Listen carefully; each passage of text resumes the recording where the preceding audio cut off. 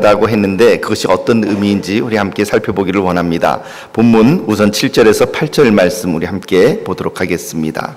7절에서 8절 말씀 본문 시작. 천년이 참에 사탄이 그 옥에서 놓여 나와서 땅의 사방 백성 곧 곡과 마곡을 미혹하고 모아 싸움을 붙이리니 그 수가 바다의 모래 같으리라. 용이 즉 사탄이 천년이 참에 그 옥에서 잠시 놓여 만국을 미혹한다라고 기록을 하고 있습니다. 이 말씀은 세상의 종말과 주님의 재림 직전에 사탄이 마지막으로 온 힘을 모아 하나님께 대적하는 것과 그리고 또한 성도들을 미혹하고 사람들을 미혹할 것임을 우리들에게 보여주는 말씀입니다. 8절을 보니까 그 노연한 사탄이 땅의 사방 백성들을 미혹해서 곡과 마곡의 전쟁을 일으킵니다. 이 곡과 마곡이라고 하는 이 이름과 지명은 에스겔서 38장과 39장을 배경으로 하고 있습니다.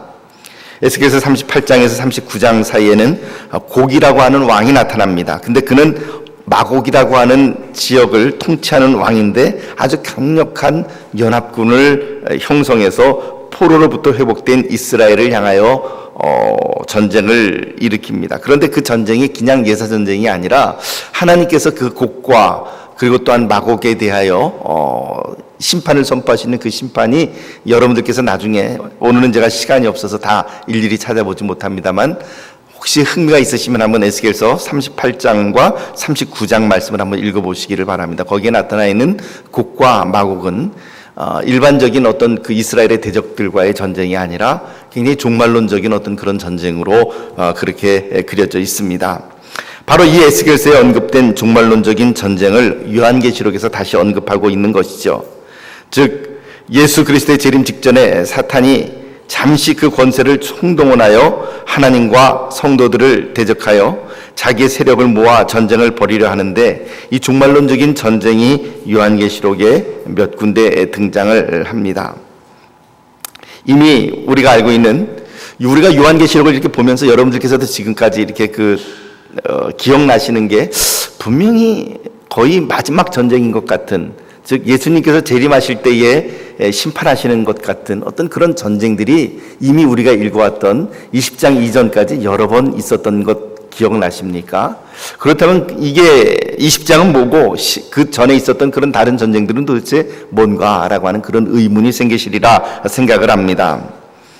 예를 들면 요한계시록 16장에 나타나 있는 아마겟돈 전쟁, 그래서 제가 그때도 말씀드렸습니다마는 그 마지막 그 전쟁으로 사람들이 알고 있는 그런 아마겟돈 전쟁이나 요한계시록 19장 19절에서 20절 말씀, 바로 우리가 읽은 20장 전에 나타났던 말씀을 보면 백마를 탄 분이 나타나죠. 한번 제가 읽어드릴게요.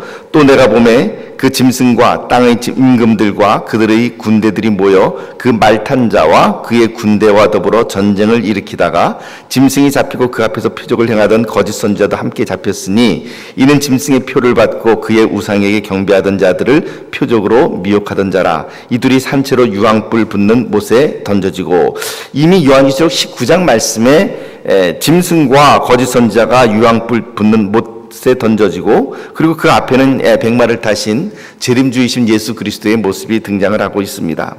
이처럼 요한계시록 16장의 아마겟돈 전쟁이나 요한계시록 19장의 백마를 타고 오신 예수 그리스도의 그 모습과 그 예수 그리스도에게 또한 심판받는 이러한 짐승과 거짓 선지자들과 이런 모습들, 그리고 또한 요한계시록 20장 오늘 본문에 나타나 있는 천년이 참에 사탄이 그 옥에서 나와서 그리스도와 더불어 그리스도를 대적하는 어떤 이런 전쟁들, 그럼 이런 전쟁들은 다 뭔가, 이게 순차적으로 일어나는 어떤 일들인가? 그것이 아니라 바로 이 모든 전쟁들은 지난번에도 제가 말씀드렸지만 요한계시록은 이곳저곳의 창을 순서대로, 우리가 아는 인간의 순서대로, 시간의 순서대로 열어주는 것이 아니라 의미적인 배열로서 이렇게 나타나 있기 때문에 이 전쟁들은 서로 다른 전쟁이 아니라 사실은 서로 같은 동일한 전쟁임을 우리들에게 보여주고 있는 것입니다. 그래서 8절에서는 마귀가 구원을 얻은 성도들을 어떻게 공격할 것인지 그 전쟁의 내용을 추론할 수 있는 단어가 나타납니다. 8절에 보시면 그렇게 마귀에게 미혹당한 곡과 마곡의 수가 바다의 모래와 같이 많다라는 표현을 합니다. 여러분, 바다의 모래와 같이라고 하는 구절이 있으면 여러분들 머릿속에 생각나는 구절이 어떤 구절입니까? 그렇죠. 아브라함에게 하나님께서 주셨던 그 자손의 약속인 것입니다. 하늘의 별과 같이 바다의 모래와 같이라고 하는 것이죠. 그래서 창세기 22장 17절 말씀을 보면 이렇게 기록을 합니다.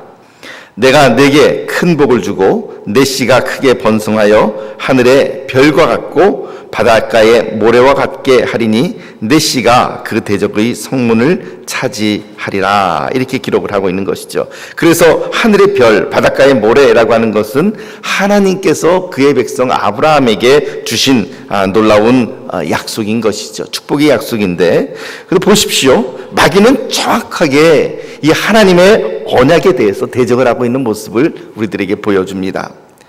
사랑하는 성도 여러분, 믿음이라는 것은 무엇입니까? 믿음은 하나님의 언약이요 하나님의 약속입니다. 비록 우리의 눈에 지금 보이지는 않지만, 그러나 눈에 보이지 않는 그것을 내가 가지고 들어와서 지금 내 현실에서 그것을 누리며 그것을 내 현실에 적용시키는 것, 그것이 바로 믿음이 아니겠습니까? 그런데 마귀는 그 하나님의 약속을 흉내내고 있습니다. 하나님은 분명 하나님의 백성들이, 아브라함을 통한 하나님의 백성들, 예수를 믿는 백성들이 바다의 모래와 같이 많아질 것이다 라고 약속하셨는데, 마귀는 하나님의 대적들을 모아서 바다의 모래와 같이 많이 모았습니다. 그리고는 그들이야말로 진짜 복받은 사람들인 양 그렇게 속이고 있는 것이죠. 이 계시록 20장의 곡과 마곡의 전쟁, 16장의 아마겟돈 전쟁, 그리고 19장의 백마탄 재림주 예수님과 음녀와 짐승들이 멸망하는 전쟁, 그리고 바벨론이 멸망하는 전쟁, 이 모든 전쟁들이 같은 것을 의미하는 것이다 라고 말씀드렸습니다. 그런데 그 전쟁이 도대체 어디서 일어납니까? 16장에 보면 아마겟돈, 즉 무기토 골짜기라고 이야기를 하는데, 무기토 골짜기에서 어떤 사람들이 주장하는 것처럼 붉은 공산주의 국가 군대 2역과 이스라엘이 군대가 싸우는 그런 전쟁입니까? 그렇지 않습니다. 9절 말씀을 보니까 그들이 지면에 널리 퍼져 성도들의 진과 그 사랑하시는 성을 둘러 싸우고 있는 모습을 볼 수가 있습니다.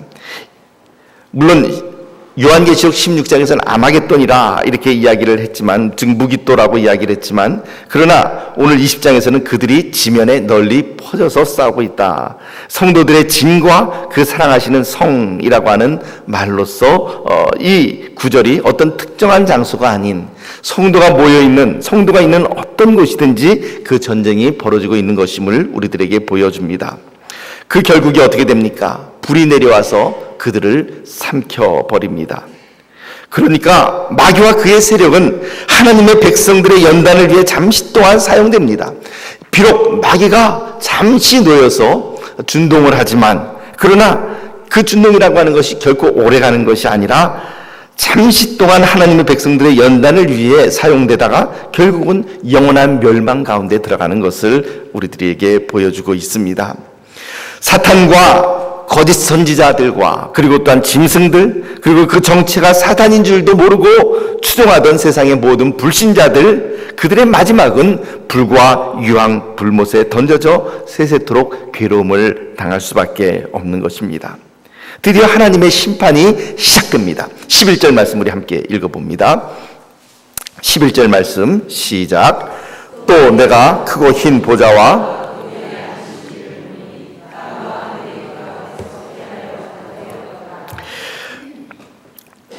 하나님께서 크고 흰 보좌와 그 위에 앉으셨다라고 그렇게 이야기를 하고 있습니다. 어디에 앉으셨냐면 크고 흰 보좌, 거기서부터 하나님의 심판이 시작되고 있는 것이죠. 그래서 우리는 크고 흰 보좌라고 하는 말에서부터 백보자 심판이다 이렇게 이야기를 하고 하는 말들을 많이 하고 있습니다. 그런 소위 말해서 백보자 심판이 시작이 되는 것이죠. 그 심판을 받기 위해서 죽은 자들이 모두 부활을 합니다.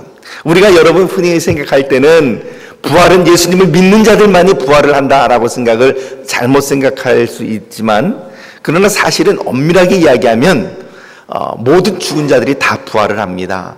예수를 믿은 자들이든 예수를 믿지 아니한 자들이든 다 부활을 합니다. 그런데 그 부활이 어떤 부활이냐라고 하는 것이 다를 뿐입니다. 요한계시록 20장 오늘 본문 13절 말씀을 봅니다. 13절 말씀을 보면 이렇게 구절이 기록되어 있습니다. 우리 함께 읽어봅니다. 시작. 바다가 그 가운데에서 죽은 자들을 내주고 또 사망과 음부도 그 가운데서 죽은 자들을 내주매 각 사람이 자기의 행위대로 심판을 받고, 이 구절은 여기에 보니까 죽은 자들을 내주는 그런 장소가 세 군데가 나오죠. 어디입니까? 바다와 사망과 음부. 물론 그래서 여기에 대한 해석이 한 두 가지 정도로 이렇게 집약을 해서 나타납니다. 우선 바다나 사망과 음부라고 하는 것은 실제적인 장소로 보아서 바다에 빠져 죽었던 자들도 부활하고, 그리고 또한 불에 타 죽은 자들도 부활하고, 전쟁에서 사망한 자들도 부활하고, 맞습니다. 그 해석도 틀리지 않습니다. 그런가 하면 또 다른 분들은 이렇게 주장하시는 분들이 있습니다. 바다라고 하는 것이 여기서 무엇과 함께 상응돼서 나타나냐면 사망과 음부라고 하는 단어가 이렇게 나타납니다. 지난번에도 말씀드렸지만 구약 성경에서, 그리고 또 특별히 요한계시록에서도 이 바다라고 하는 단어는 하나님을 대적하는 세력들로 이렇게 등장을 합니다. 그래서 예를 들면 하나님의 나라에 들어가니까 뭐가 없냐면은 다시는 거기에 바다가 없다, 이렇게 이야기를 하고 있는 것이죠. 거기에서의 바다라고 하는 것은 물론 어떤 뜻이냐면 하나님을 대적하는 대적들이 없다라고 하는 그런 뜻으로 사용된 바다입니다. 이처럼 바다가 하나님의 죽은, 그 하나님께 대적한 자들, 그 안에 그의 죽은 자들, 그리고 또 사망과 음부, 역시 사망과 음부라고 하는 것도 예수 그리스도를 믿지 않고 죽은 그 사람들이 가는 곳으로 그렇게 알려져 있는데, 바다, 사망, 음부 같은 어떤 의미로서 이렇게 받아들이는 것이죠. 그리하여 그리스도를 믿지 않고 죽은 자들, 소위 말해서 그 천국에 갈 수 없는 그런 자들, 불신자들, 이런 자들이 다 자기의 죽은 곳에서부터 이렇게 부활을 하는 모습이 나타납니다. 그래서 아까도 말씀드린 것처럼 심지어는 바다에서 죽은 자들, 혹은 땅에서 죽은 자들, 전쟁이나 혹은 어떤 종류의 죽음을 당한 자들이든지 간에 그 모든 죽은 자들이 다 살아나는 것이죠. 그리고는 그들의 행위대로 백보자 앞에서 심판을 받습니다. 그들이 이 땅에서 죽음을 맞이했던 그 순간보다 훨씬 더 무거운, 억만 배 더 무거운, 그리고 또한 무서운 형벌 속으로 들어가게 되는 것을 보여줍니다. 이 사실을 요한복음 5장 28절에서 29절 말씀은 우리들에게 이렇게 기록을 해서 보여주고 있습니다. 요한복음 5장 28절, 29절 말씀을 제가 읽어드리도록 하겠습니다. 이를 놀랍게 여기지 말라. 함께 읽어볼까요? 시작. 이를 놀랍게 여기지 말라. 무덤 속에 있는 자가 다 그의 음성을 들을 때가 오나니 선한 일을 행한 자는 생명의 부활로, 악한 일을 행한 자는 심판의 부활로 나오리라. 그러니까 예수 그리스도를 믿은 자들은 선한 그 생명의 부활로, 그리고 예수 그리스도를 믿지 아니하는 자들은 심판의 부활로 나올 수밖에 없는 것입니다. 그렇다면 하나님께서는 도대체 무엇을 보시고 이들을 심판하시는 것입니까? 하나님께서는 심판하시는 근거가 무엇입니까? 본문 12절 말씀에는 하나님 앞에 두 종류의 책이 놓여 있고 그 책에 따라 심판이 진행되고 있음을 우리들에게 보여줍니다. 12절 말씀 우리 함께 읽어볼까요? 12절 말씀 시작. 또 내가 보니 죽은 자들이 큰 자나 작은 자나 그 보좌 앞에 서 있는데 책들이 펴 있고 또 다른 책이 퍼졌으니 곧 생명책이라. 죽은 자들이 자기 행위를 따라 책들에 기록된 대로 심판을 받으니. 첫 번째 종류의 책은 어떤 책이라고 되어 있냐면 그냥 책들, 복수로 그냥 책들이라고 이렇게 표현이 되어 있습니다.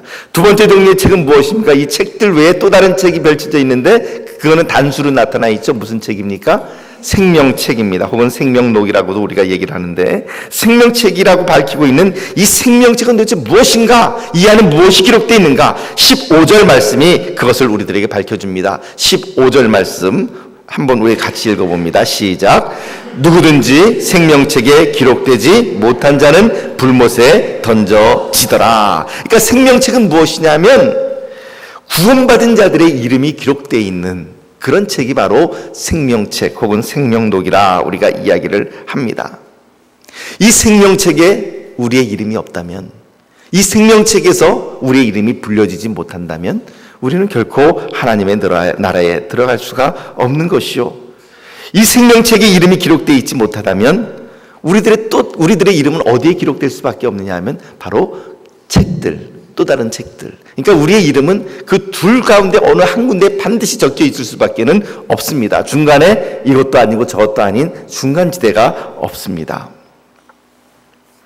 생명책에 그 이름이 없다고 한다면 그 결과는 사탄과 짐승과 그 거짓 선지자들과 또한 그들을 추종하는 이 불신자들과 함께 영원한 불못에 들어갈 수밖에 없는 것이죠. 예루살렘의 하르헬젤이라고 하는 일종의 그 현충원 같은 그런 곳이 있습니다. 그 하르헬젤 바로 옆에 야드바셴이라고 하는 그런 장소가 있습니다. 제가 몇 번 제가 설교 시간에 여러분들께 소개를 드렸죠. 한번 그 성지순례를 가시면 한번 이 야드바셴은 꼭 가볼 필요가 있다라고 생각을 합니다. 유대인 600만 학살 추모관이 세워져 있는데요. 이 추모관은 나치의 만행을 고발하는 여러 가지 자료와 사진들, 유품들, 조각들이 전시되어 있습니다. 그래서 어제 이제 저도 이렇게 설교를 준비하다가 야드바셴을 잠깐 봤더니 제가 있었을 때 없었던 그런 자료들이 꽤 많이 생겼더라고요. 그래서 벌써 꽤 오래 시간이 이렇게 지나서 한번 나도 이스라엘에 다시 들어가게 되면은 이 부분을 다시 한번 꼭 다시 보고 자료를 좀 수집해야 되겠다라는 생각을 했습니다.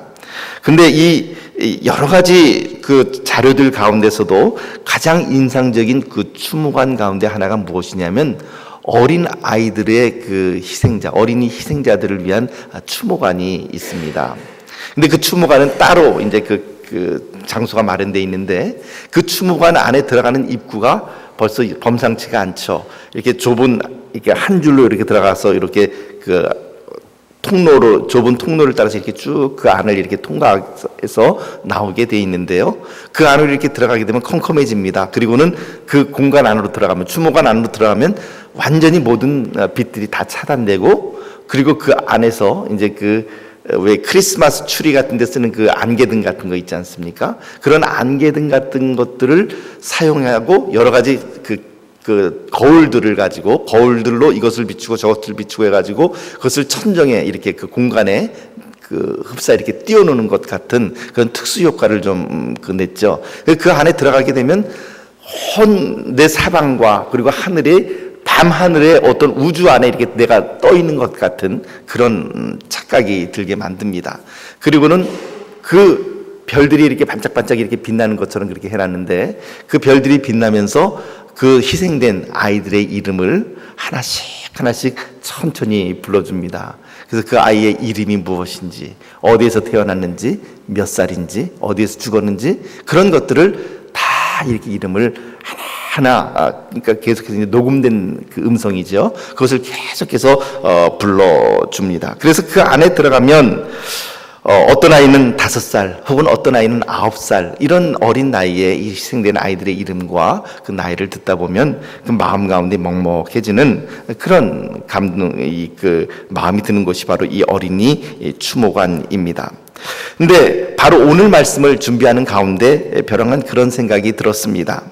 훗날 하나님의 그 백보자 심판 앞에서 하나님의 크고 흰 보좌 심판 그 앞에서 생명력의 이름을 호명할 때 거기에 내 이름이 불려지지 않는다면, 그 추모관에서 어린아이들의 이름이 다 불려지는 것처럼 그렇게 내 이름이 혹시 불려지지 않는다고 한다면, 생명책에 내 이름 석자가 보이지 않는다면 이것은 커다란 재앙이 아닐 수 없다라는 생각을 합니다.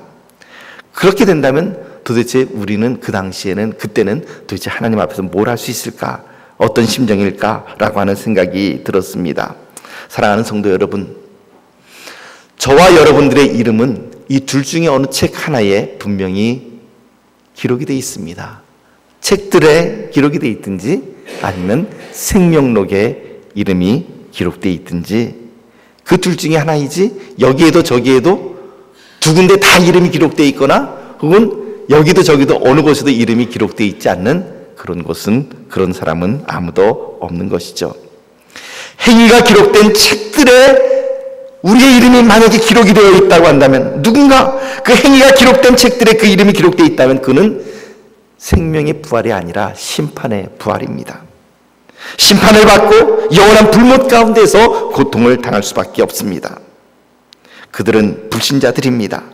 예수님의 십자가 사건을 나 자신과는 아무 상관없이 여기고 조롱하고 하나님을 대적하던 자들이 이 행위록, 즉 그들의 행위가 기록된 그 책들에 기록된 대로 자기의 행위를 따라 심판을 받게 될 것입니다.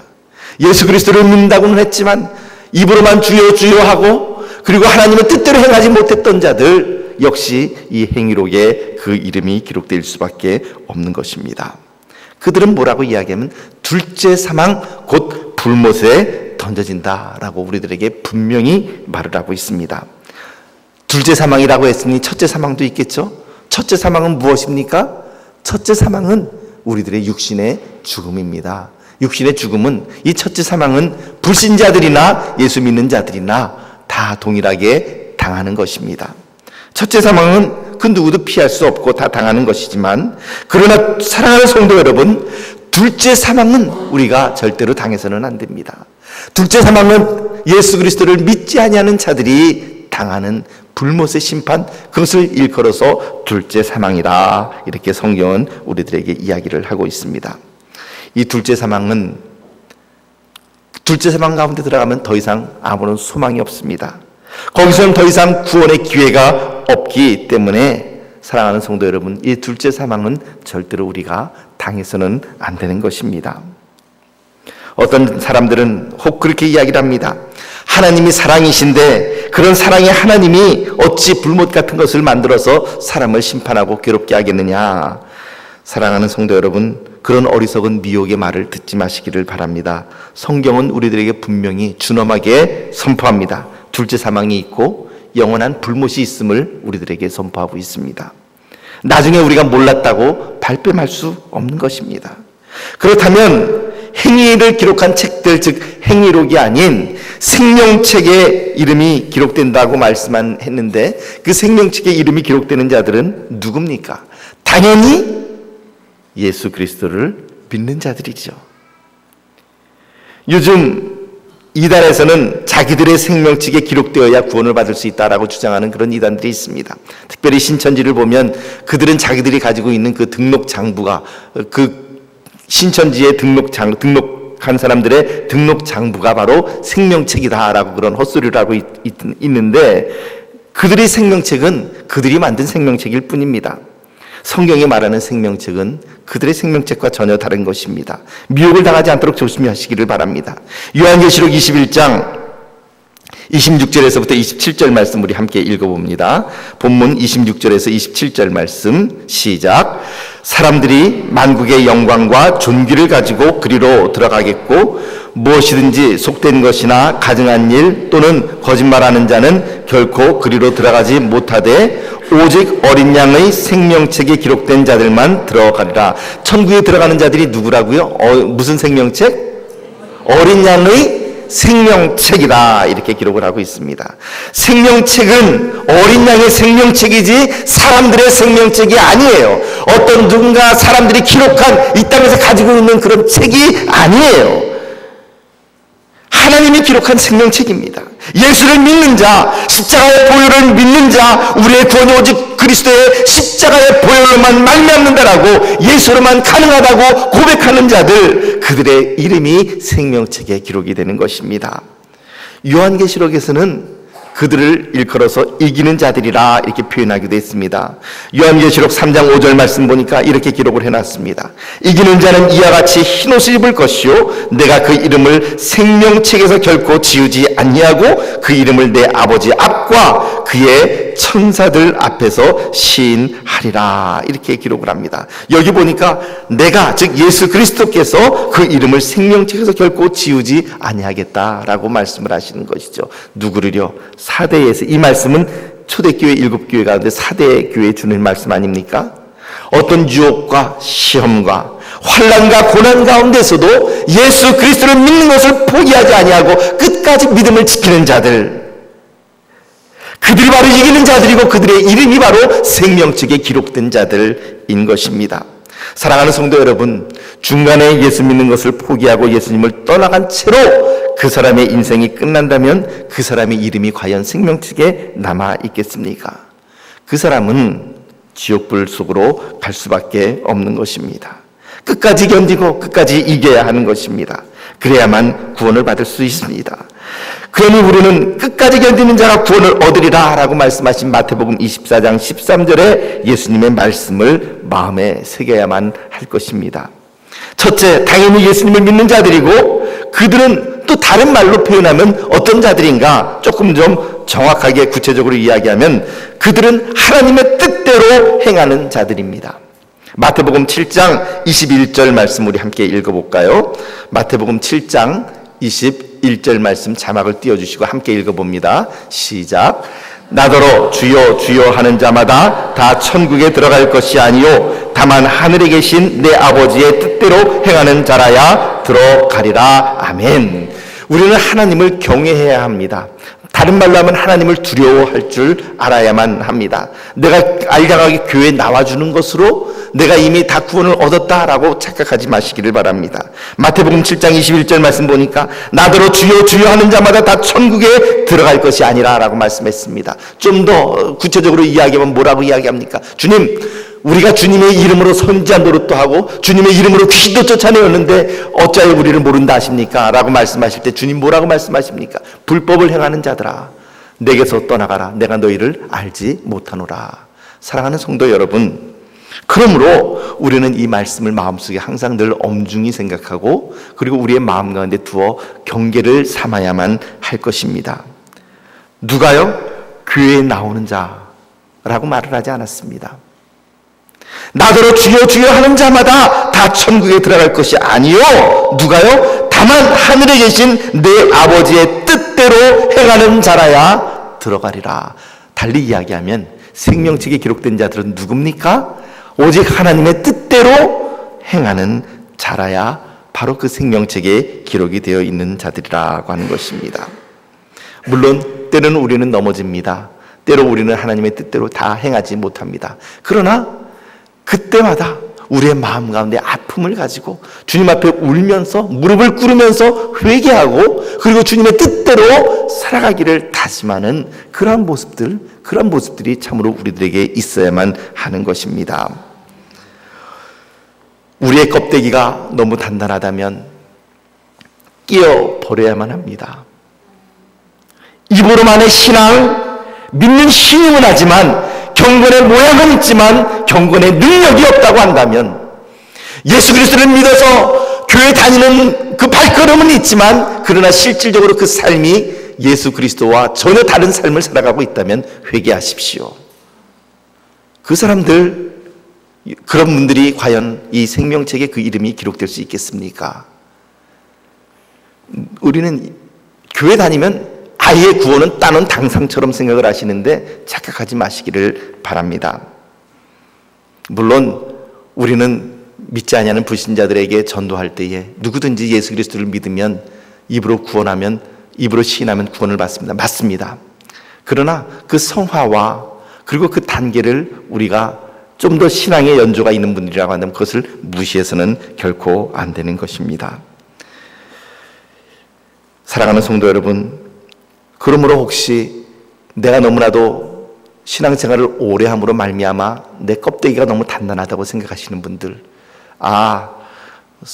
설교 말씀 본문하고 제목만 들어도 오늘 무슨 말씀 하시려는 건지 다 알겠네, 속으로 웃고 계신다고 한다면 고치십시오.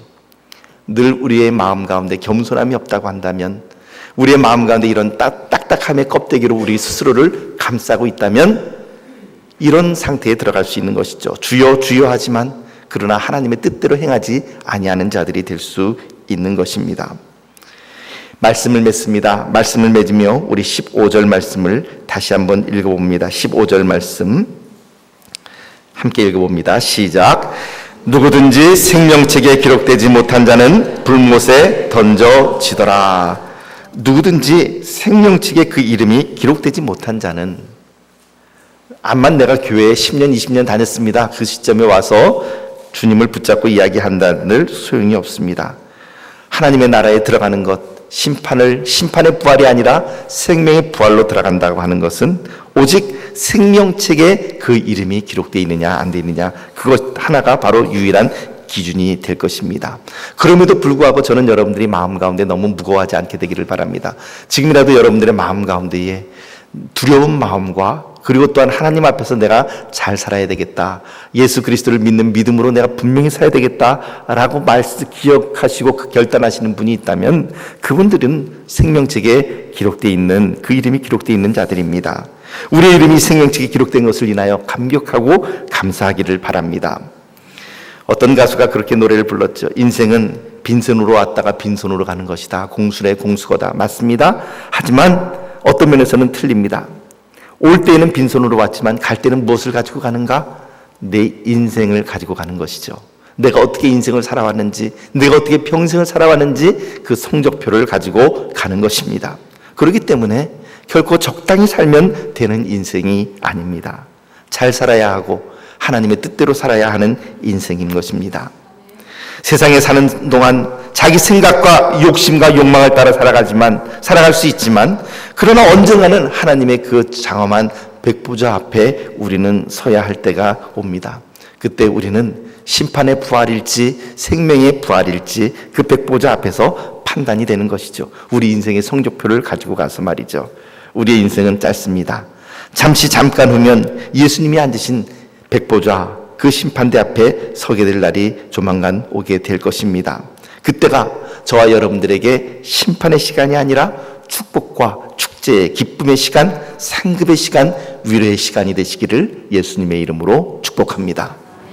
기도하겠습니다. 하나님 아버지, 생명책에 우리들의 이름이 기록된 것을 인하여 주님 앞에 기뻐합니다.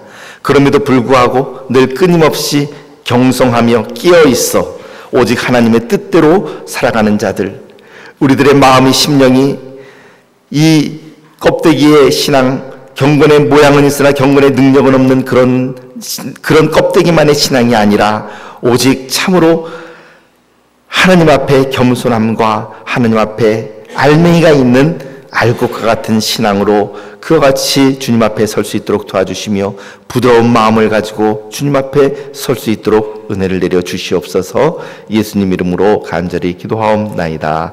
아멘.